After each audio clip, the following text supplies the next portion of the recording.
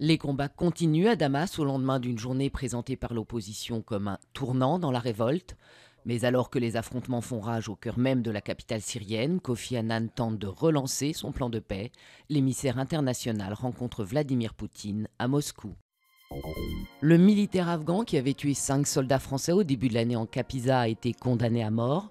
Le 20 janvier, il avait ouvert le feu sur un groupe de soldats qui faisaient un footing. Une attaque qualifiée d'inacceptable par Nicolas Sarkozy. Le retrait anticipé des troupes françaises d'Afghanistan avait été annoncé quelques jours plus tard. Feu vert au premier traitement de prévention du sida. La FDA, l'Agence américaine des médicaments, autorise la mise sur le marché du Truvada.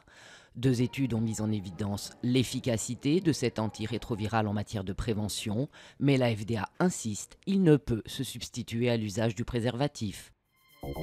C'est une immense toile accrochée dans l'escalier d'honneur de la mairie de Montreuil depuis des décennies. Paradoxe, au temps de l'harmonie, une œuvre de Paul Signac vaut à la ville d'être assignée en référé. Le tableau avait été vandalisé fin décembre. Pour assurer sa sauvegarde, la famille de l'artiste veut obtenir son transfert au musée d'Orsay. Ça y est, ils arrivent. À 10 jours de l'ouverture des JO, les premiers athlètes ont commencé à débarquer à Londres. Mobilisation générale et effervescence à l'aéroport pour l'accueil des sportifs, avant qu'ils rejoignent, parfois avec difficulté, le village olympique.